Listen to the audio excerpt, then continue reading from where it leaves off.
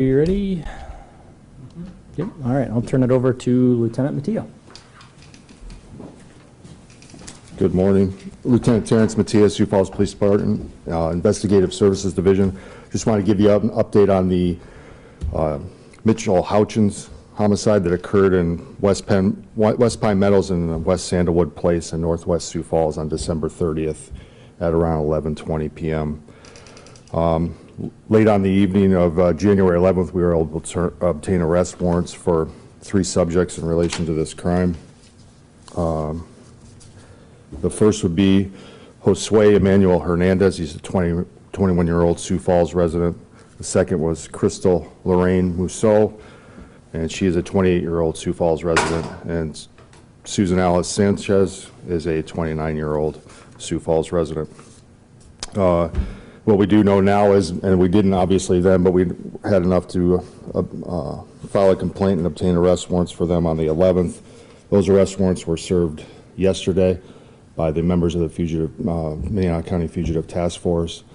And there was some assistance with other agencies as well, which Officer Clemens is going to cover later, from Highway Patrol and U.S. Marshals as well. On December 30th, Mitchell Houchins and Crystal Mousseau went to purchase illegal narcotics. Our understanding is there was methamphetamine during this incident where they met with Josue Hernandez, and Susan Sanchez was also there present for this.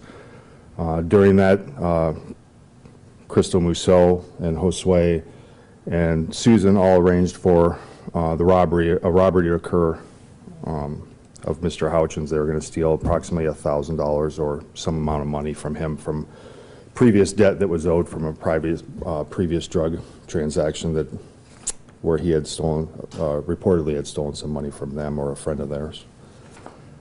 Shortly after the homicide occurred, Josue and Crystal fled the state of South Dakota. We know they went to Denver, Colorado. That was in the car that the victim arrived in to the scene of the crime. That vehicle is now in custody out in Denver where they were at. They stayed there for approximately almost a week, and they finally made their way back to Sioux Falls. The attempt was that they were going to attempt to flee to go to either California or Texas, but fortunately that didn't happen.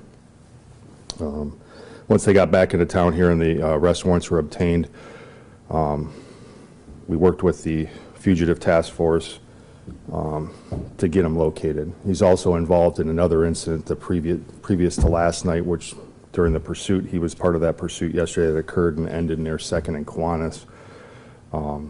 But he was involved in another incident, and he's also lodged on that right now. At a minimum now, it'll be aggravated assault where he fired another firearm at another person near 10th and St. Paul on the east side of Sioux Falls. I believe that incident occurred on Monday. So right now the charges for Josue are first-degree murder, first-degree robbery, and attempted first-degree robbery.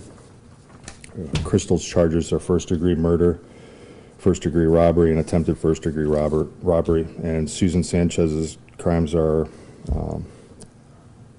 she's an accessory to murder, as well as aggravated eluding and possession of controlled drugs or substances. So, all in all, good case. It did end in a pursuit yesterday, but thankfully nobody was injured or hurt. A couple cars that were damaged, but in spite of all that, a dangerous person and persons are in custody right now for a homicide, and that's comforting for us. Did you have any questions at all? Yes, sir. Yeah, so were all 3 arrested at the same time, or were they arrested at separate incidents?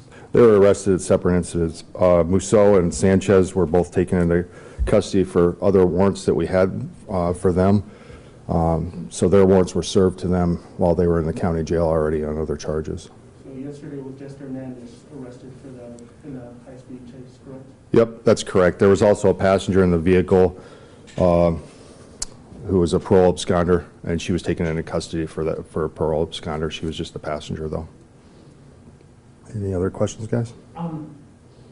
It's my impression that the Sioux Falls PD doesn't normally engage in high-speed pursuits in the city. Was this just a case of you knew the severity of the the suspect, and that's why a high-speed chase was carried out? Yep, absolutely. If it's a homicide suspect, and in this particular case, he's a danger to the community, we're going to do everything we can to apprehend him, and as safely as we can. And that was done yesterday. A Sioux Falls police officer attempted what is commonly referred to as a pit maneuver on a vehicle.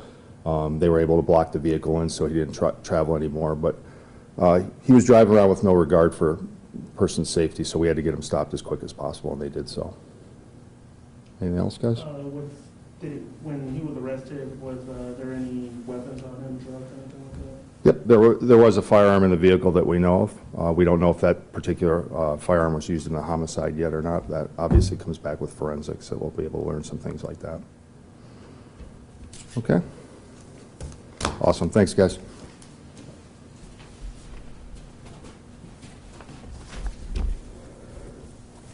Okay, so like Lieutenant said, I'll kind of cover the pursuit part of this. It was just a little bit after 4 p.m. The Minnehaha County Fugitive Task Force was looking for our suspect, Mr. Hernandez, and ended up finding him near 12th Street and Lyons Avenue. And so that's where it began. They tried to stop him. Generally, the car went east on 12th Street, and then it went south. It went through a couple of different neighborhoods, but basically from the area of Kiwanis, it ended up going south. Like I said, through a few different neighborhoods. They ended up turning onto 41st Street at Terry. So they had been going, or I'm sorry, 41st Street and Jefferson. So they had been going south on Jefferson Avenue. And when the suspect went to turn west to head, or to turn right and head west on 41st Street, there was a car that was driving on 41st Street. He struck that car. The driver of that car was not injured, and then obviously the pursuit continued. They went all the way on 41st Street, went north on Terry, and then went east on 39th Street, and then went north on Marion, I'm sorry, I said east, went west. So they went north on Terry and then jogged going a little bit west and then continued north on Marion Road.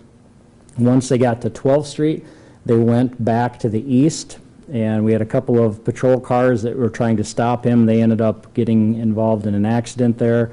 That was near 12th and Ebenezer.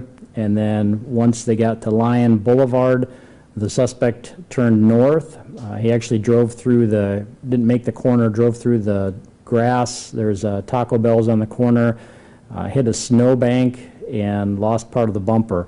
The speeds dropped considerably after that, so there was some type of damage that happened to the car. Before that, the speeds were anywhere from 50 to 70 miles an hour.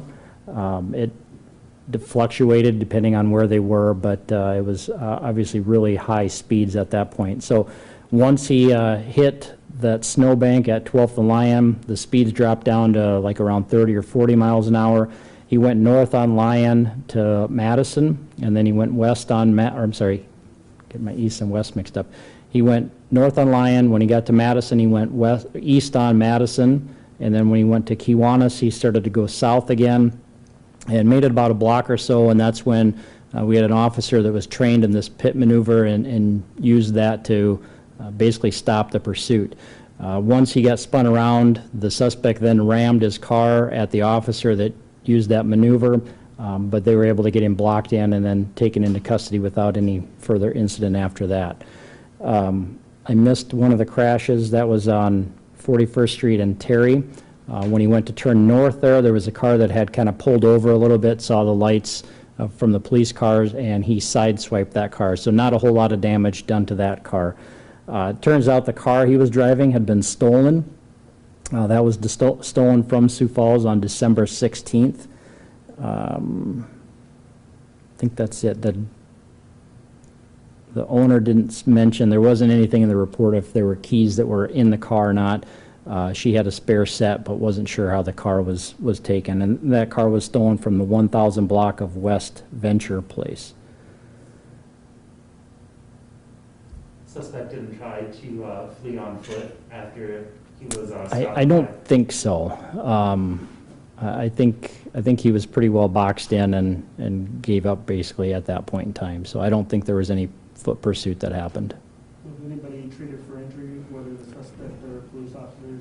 No, we didn't have any injuries. It's kind of surprising, given the high speeds and the number of crashes and really the recklessness in which he was driving, but it's probably the one silver lining out of all of this is that we didn't have any serious injuries. So a few cars that were damaged. We had 3 police cars that were damaged out of this. That's an easy thing to fix. We're just thankful that there were no injuries.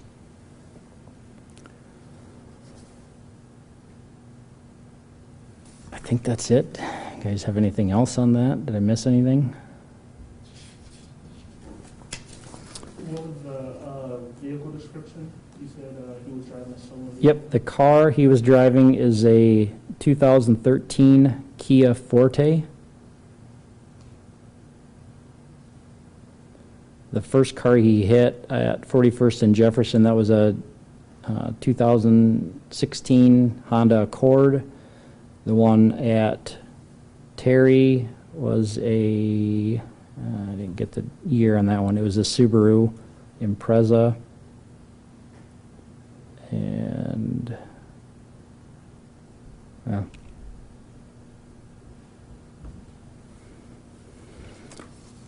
good on that.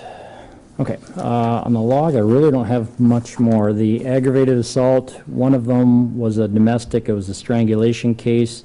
The other, that was when Hernandez rammed the police officer.